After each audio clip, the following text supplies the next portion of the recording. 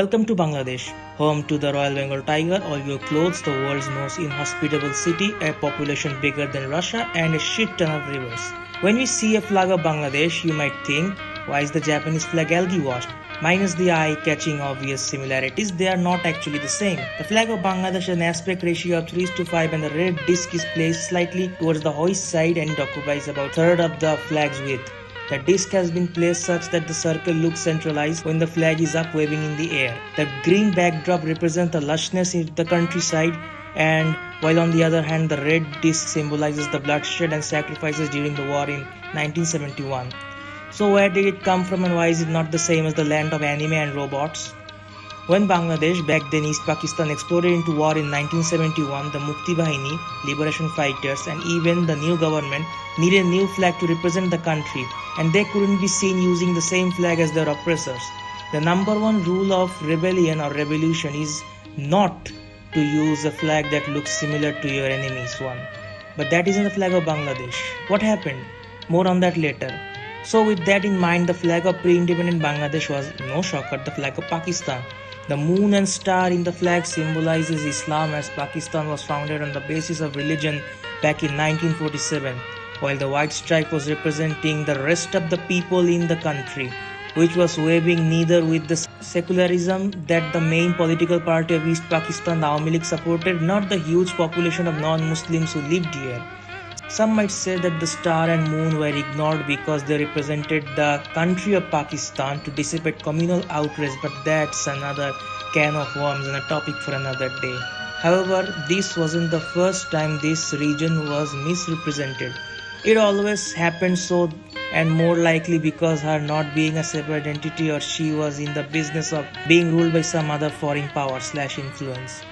Back when Bengal was taken over from the Hindu Sena dynasty in the early 13th century by the handsomely named, and say it with me, Ikhtiaruddin Muhammad bin Bukhtiyar Khilji, in the name of the Delhi Sultanate, Bengal was represented by this flag, which was also the flag of the Delhi Sultanate, and it stayed like that until the nobilities of Bengal decided and said fuck it, and they had enough of Delhi and decided to become independent. This was known as the Shadin Bengal Sultanate, or also the Independent Bengal Sultanate, and it used this flag, which I can certainly claim that the Austrians stole from us. After that, the Mughals swooped from the west, and with them they brought their flag, which looked suspiciously to that of the modern design. Some say this is an inspiration, but albeit is a highly speculative one. After the Mughals went kaput, the Suba, province in English, of Bengal became its own thing, which used this fine flag of swords and barrels. The Bengal Suba under its last Nawab king, Siraj-ud-Dowla, famously lost in the Battle of Plassey on 3rd June 1757 against the British East India Company. That's right kids, it's the British time of the history now, and Bengal finally transitioned from medieval era to the modern era.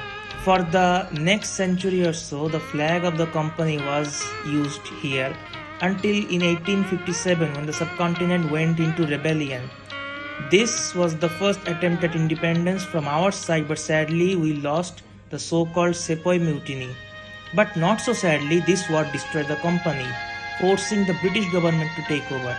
And with the direct British rule came a new flag, or flags. These were used in their respective ways.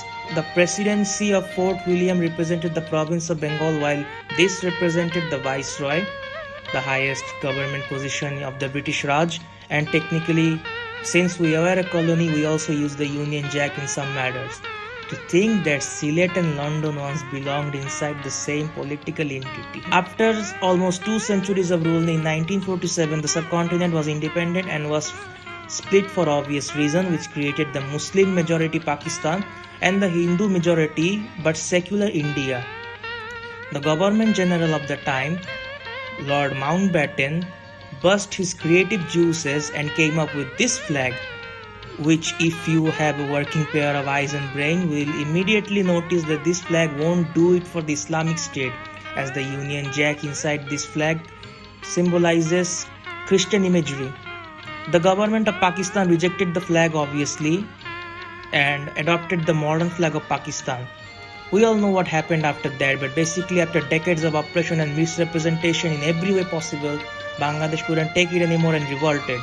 At first, Mukti Bahini used this flag, which was theirs, but later the entirety of the new nation started using this flag in March 1971. This flag we see came from previous one made for protesting in the early 1970s by some students, which was identical to this one. This flag served its purpose, and later in the January of 1972 the flag was updated where they ditched the map, moved the circle a wee bit to the west side, and voila, born was the flag we all know and love today. Thanks for watching.